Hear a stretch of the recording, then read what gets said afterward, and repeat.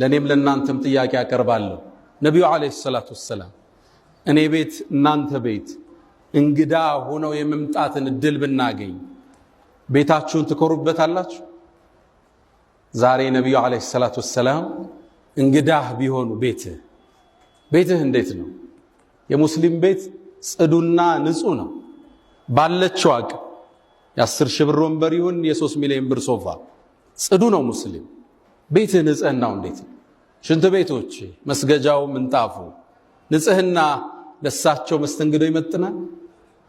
እሺ ወጣት ነህና ወደ ክፍል ሲገቡ ግድግዳው ላይ የሰቀልከው አድና የምታደንቃቸው የእግር ኳስ ተጫዋቾች ይኖራል? የፊልም አክተሮችስ? ቤትህ ነብዩ ቢያዩት ብታፍርበት ቤት አይደለም ሰለላሁ ዐለይሂ ወሰለም። እሺ አንተና ልጆች ተነስታችሁ በጀማዓ የምትሰግዱ ናቸው። ሱብሒ ታነቃቸዋለህ። እሳቸው እንግዳ ናቸው። የቤትህ ሁኔታ እንዴት ነው? አዳርህ ምን ይመስላል? ነው ወይስ አሁንም ባለቤትሽ ጋር እንደተኮራረፋችሁ ሸይጣን እዛና እዚህ ክፍል ላይ አይቷችሁ ሳምንት ጎሜ ውስጥ ሆናችሁ ነው ነብዩ የምታስተናግዱት? ሁሌም የሙስሊም ቤት ነብዩና አለይሂ ሰላቱ ወሰለም ያስተናገደ ያህል በዛ ቁመና ላይ ይገኛል። ቤቱ ጽዱ ነው። ቤቱ በኢማን የደመቀ ነው። ቁርአን የተከፈተበት ነው። ልጆቹ ጋር ፍቅር ነው። ባለቤቱ ጋር ስተት ይኖራል፣ ያልፋታል፣ ይስታል፣ ትዘለዋለች። ዱንያ በመተላለፍ ብትኖራት ምድር ነው። ምሉእነት ላይኛው ዓለም ብቻ ነው ያለው። ቤትህን ቢያዩት ነብዩ አለይሂ ሰላቱ ወሰለም እንግዳ ሆነው ቢመጡ ይመጥናል ቤትህ? እሺ ድንገት ከጎን ያለው ሞባይል ተቀብለው ጋለሪውን ገፍቶ ቢያዩት ደስተኛ ነው? እዛ ውስጥ ያሉ ፎቶዎች ያስደስተዋል? ድንገትም ደግሞ ቲክቶኩን ቢነኩት አንተና ቲክቶክ እንዴት ናችሁ? ኢንስታግራምስ ምን ይመስላል? ዋትስአፕ ላይ የተለዋወጥካቸው መልእክቶች እንዴት ናቸው? ደስተኛ ነህ ወይ?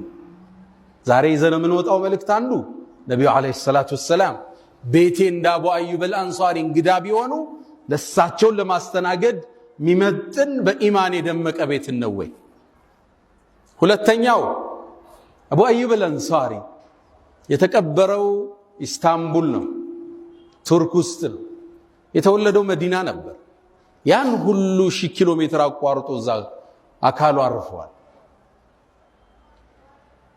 አብደላህ ብኑ ረዋሐን ጆርዳን ላይ ታገኘዋለህ። ከፈሎቹን ሰሃባዎችን ነጃሺ ጥግ ታገኛቸዋለህ እኛው ሐበሻ ላይ። ያንተ ቀብር የት ጋር ነው ያለው? የት ነው የሚሆነው? በየትኛው የእስልምና መስመር ስትጓዝ ነው አጀልህ የሚገናኝ? ሁላችንም በየትኛው የእስልምና መስመር ነን ጥያቄ ይፈልጋል። ሶስተኛው ነብዩ አለይሂ ሰላቱ ወሰለም አንተ አቡ አዩብ እኔ እንደጠበከኝ በህይወትም ሙተም አላህ ይጠብቅ አሉት። ነብዩን እየጠበቀ ነበር። እኛስ የሱናቸው ጠበቃ ነን?